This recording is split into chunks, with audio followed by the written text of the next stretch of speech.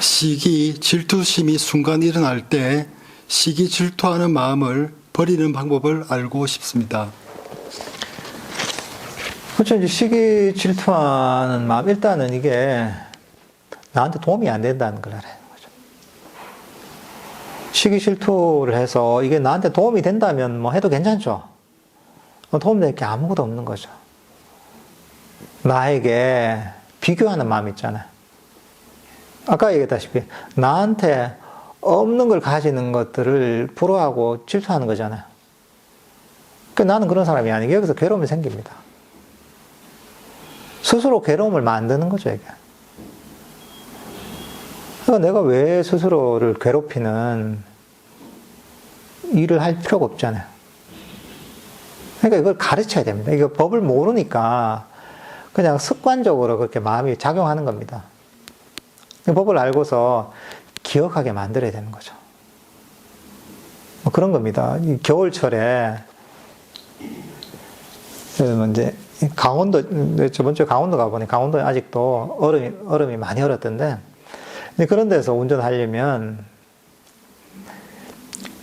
그 주의해야 될 게 한 가지 있거든요. 그건 뭐냐면 커브 틀 때 절대로 커브를 틀고 어쨌든 그 얼음 빙판길을 달릴 때는 브레이크를 밟으면 절대 안 되거든요. 그 사람들이 속도가 나고 막 커브를 틀다 보면 습관적으로 브레이크를 밟는단 말이죠. 브레이크 탁 밟으면 어떻게 되냐면 쭉 미끄러져 가지고 쾅 하고 사고가 난단 말이죠. 근데 이게 본능적이죠. 왜냐하면 우리가 이 빙판에서 운전하는 그런 방법, 그 원리를 모르면 본능적으로 커브 틀다가 막 이제 좀 뭔가 커브가 좀 강해지면 브레이크를 밟는단 말이죠. 부산 사람들 가면 100% 사고 날 거야, 아마. 그건 이제 그냥 본능이죠, 그냥.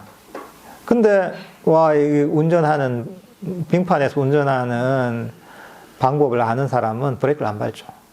엑셀레이터를 밟았으면 밟았지, 브레이크 안 밟습니다, 이제. 강원도 사람들은 막 빙판에서도 100km씩 막 달리더라고요, 보니까. 그 사람도 쭉쭉 미끄러져도 잘 가요, 그냥. 그래서 브레이크 절대 안 밟고. 근데, 마찬가지죠. 뭔가, 나보다 잘난 게 있고 이러면 막 부럽기도 하고 질투도 난다면 이거 본능이죠. 막 커브 틀 때, 빙판길에 커브 틀 때 브레이크를 밟게 되는 거예요. 본능인 거죠. 그렇지만, 이게 나한테 브레이크를 밟으면 질투를 일으키면 나에게 괴로움이라는 사고가 나는구나. 알면 안 밟는 거죠.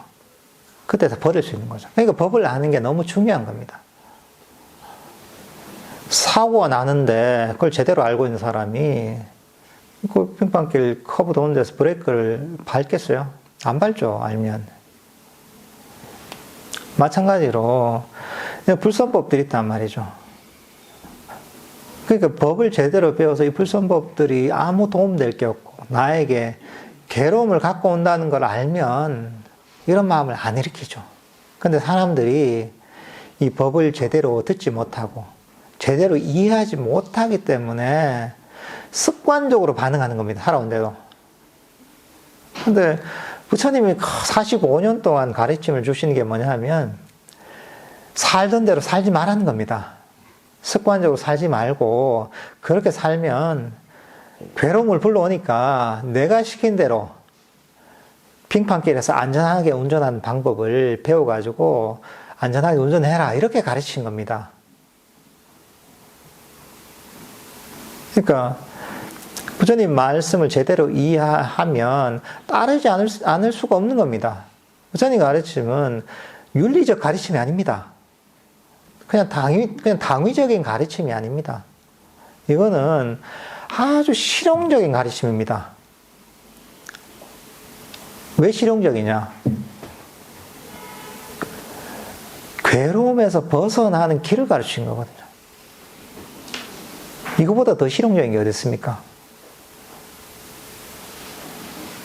마음의 고통에서 벗어나는 길을 가르쳐 주신 거거든요. 그러니까 이걸 제대로 이해한 사람이라면 정말 자신의 이익을 위하고 자신의 행복을 위하는 사람이라면 그 가르침을 듣고 실천하지 않을 수 없는 거죠. 질투나 이런 것도 마찬가지입니다. 나한테 이게 괴로움을 타고 오는데 왜 내가 이게 그 질투를 가질 이유가 뭐가 있나. 이렇게 스스로 내가 판단을 하고 그걸 버릴 수가 있는 거죠. 이게 제일 중요합니다.